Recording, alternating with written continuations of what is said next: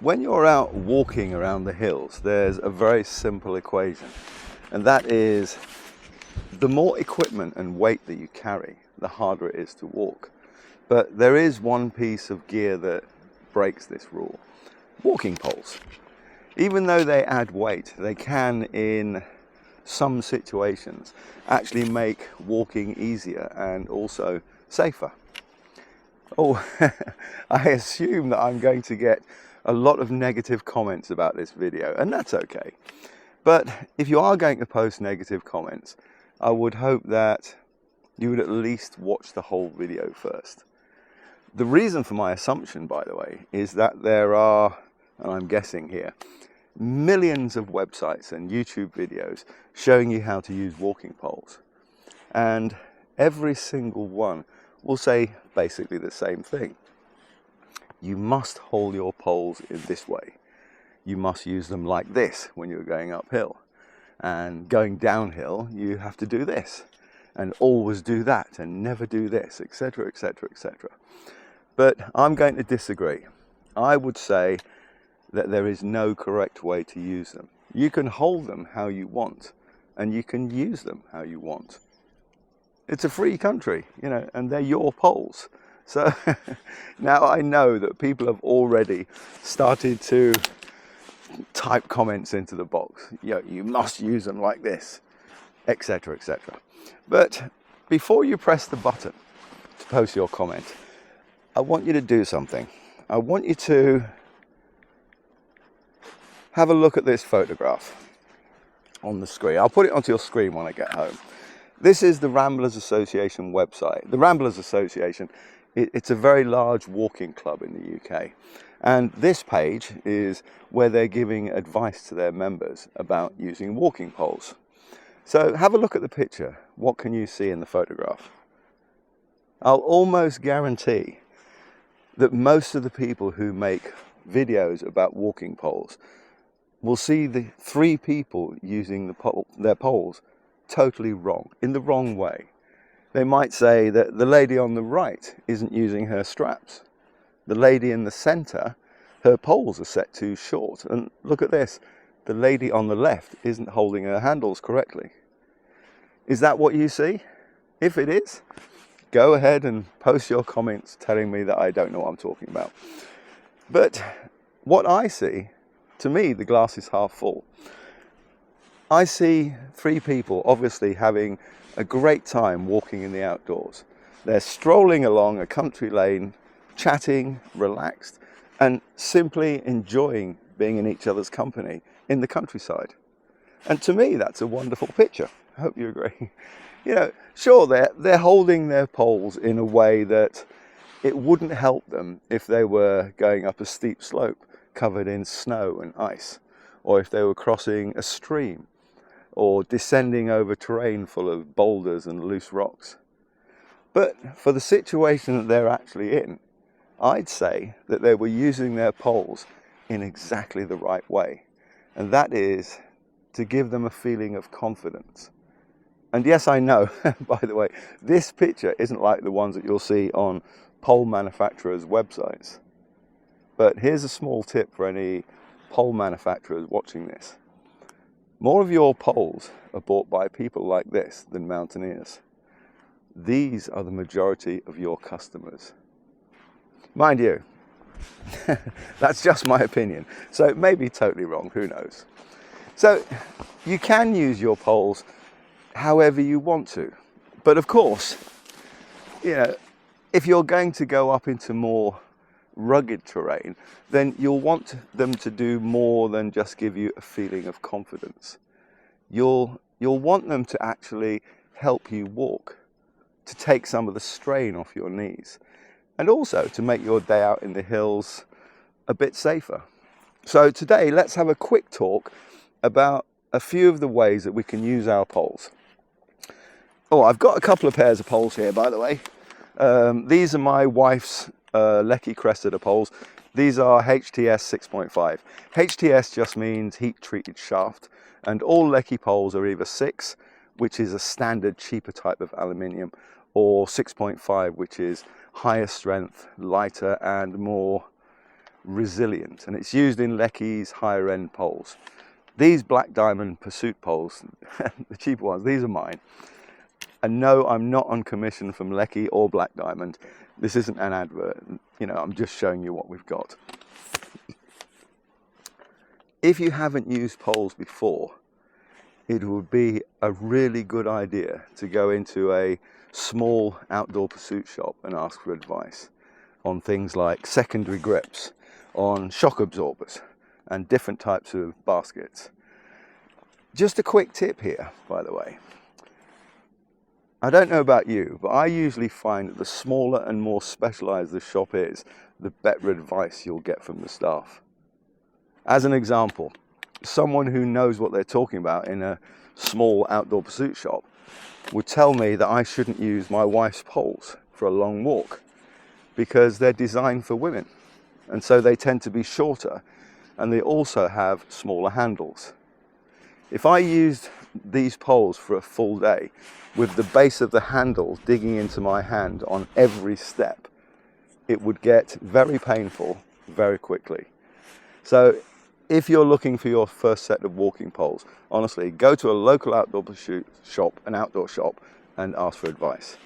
So now let's have a very quick look at how we can use poles when you're not walking over flat ground in glorious sunshine like those ladies. Now, first, I'm not sure how to put this. I really should make a script, shouldn't I, instead of just chatting away and making it up as I go along. The first thing to say, to use poles effectively, you actually need to use them. Most of the people that I see out in the hills with walking poles, they're really just carrying them around. They're not using them in a way which gives much physical benefit. But you know what? That's absolutely fine. Just holding poles can give some people a feeling of confidence, and sometimes that makes all the difference. You know, I'm a fully qualified mountain leader, and I'm also a member of the International Association of Ski Instructors in Geneva. So I am used to working with poles, whether for walking or for skiing. And again, it's just my opinion, but sometimes it feels like there are far too many unqualified, self-appointed experts on social media, and they're just waiting to tell everyone if they think that someone's doing something not correctly. But as long as nobody's doing anything dangerous, who cares? You know, the countryside isn't an elite training ground. It's for everyone. And as I've said before, they're your poles, so use them however you want. That said, if you do want to get some real benefit from them, you will need to incorporate them into your walking in a way that helps, not hinders. And this means using your upper body as well as your legs. It will take a bit of practice, but once it clicks, you'll see how much easier they can make things. So let's start by getting them to the correct size. First of all, what we're going to do is we're going to put our hand up through the loop and then grab the strap around the handle. Oh, just a quick point here. If you look at the strap, you'll see one end comes out of the handle above the other, this loop here. This is the upper strap and this is the lower strap. When you put your hand up through the loop, the upper strap, so I'm doing it wrong, the upper strap goes against your little finger. The reason for this is if you wear it like this, then there won't be any creases in the straps. Now, sometimes the strap gets folded inside out. You can tell it's done this as the upper strap now, the loop follows around the outside. If you find it like this, just flick it back, and because if you use it like this, you'll get a crease, and that will soon become very uncomfortable. So when this happens, just flick it around again.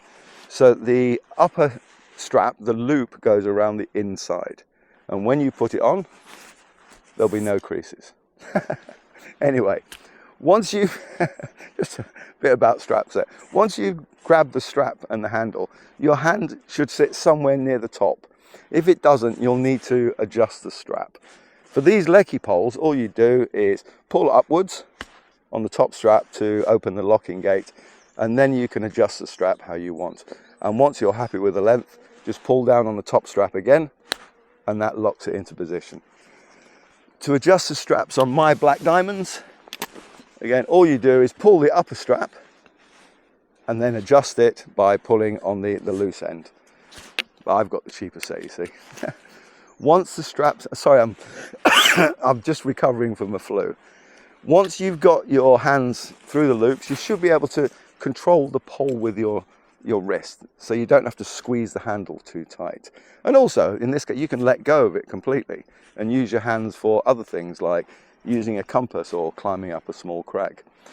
Next, we need to adjust the pole length so that when you're holding the handle, your elbow is at roughly right angles. Most people I see, they have their poles far too long. And if you're intending to go uphill for a while, you should shorten them slightly. But not too much, maybe 5 centimeters off each section. That's enough. Many poles have flick locks, these things here, which just makes it easy to adjust them. But remember that unless the slope in front of you is really steep, the pole's tip will still land next to your feet. So only a small reduction is enough. Going downhill, it's different because you'll want to extend the poles a little bit more, maybe 10 centimeters.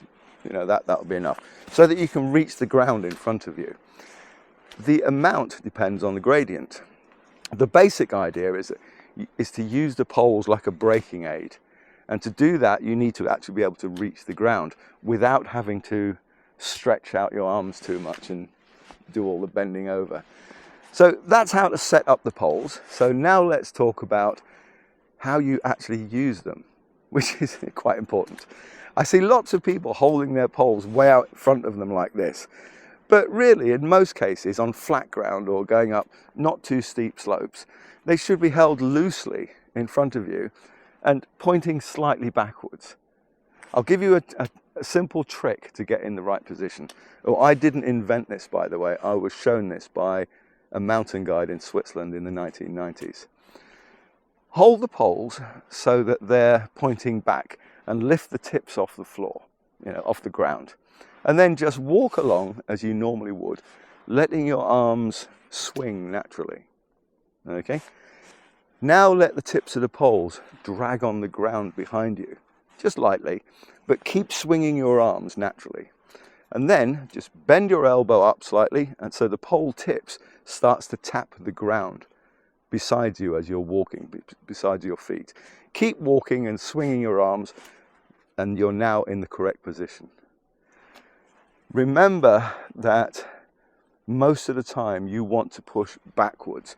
You're not putting the poles here and pulling them forward. Don't pull yourself towards the top of the pole. Instead, push the end of the pole backwards. So the tip should land roughly in line with your foot, and then you push against it as you walk forward. And that push will add a small bit of propulsion. Okay, each time it's only a very small bit, but over a long days, those little energy savings, they can add up, and it makes your walk a lot less strenuous. Oh, I said that most of the time you push, but when you're going up really steep ground, you may want to plant both poles in front of you and pull yourself upwards. Okay? Next, when you're walking downhill, if it's only a gentle gradient, you can leave your poles as they are and just walk down, planting the poles in line with your feet as you walk down. But there are different techniques for steep or rough descents. I'll give you a couple of simple techniques for you that you can practice when you practice your poles on steep descents. There are many others, but these two will give you a good place to start. A standard pole grip out in front of you, see, like this. Hold the handles as you normally would, but this time reach forward and place the pole tips down the slope ahead of you. The idea here is to add a couple of extra contact points with the ground, and this will give you more stability and help you move safely down the slope or down steep terrain. Another technique, palm on the top for big steps. When you're tackling large steps or ledges, try placing your palms on the top of the handle rather than gripping it, and then lean slightly forward, shift some of your body weight onto the poles, and this gives you again another 2 points of contact and better control. It lets you descend gradually down big steps and safely. Oh, at the start I mentioned shock absorbers. What else did I say? Secondary grips and baskets. So if you are looking for your first set of poles, go to your local shop and they'll give you some advice. But these are things that anybody who knows anything about poles will be able to tell you. So here we go, so let's have a look. So shock absorbers, that is the small rubber section which is there, and it's built into some poles. On these Lecky poles, these are just above the baskets, and what they do is they absorb some of the impact each time your pole hits the ground and stops the jarring going up into your arms. Secondary grips are these things here. These are for choke downs, which is when you hold, instead of holding the handle, you hold the pole lower down. Black Diamond call these grips, what do they call them, bloom extensions, as this type of foam is made with an algae biomass which replaces some of the oil-based chemicals that you'd normally find in EVA foam. Secondary grips, by the way, are really useful if you're heading into small sections of steep terrain, as they allow you to plant your pole without having to continually adjust the length or overextending your arm.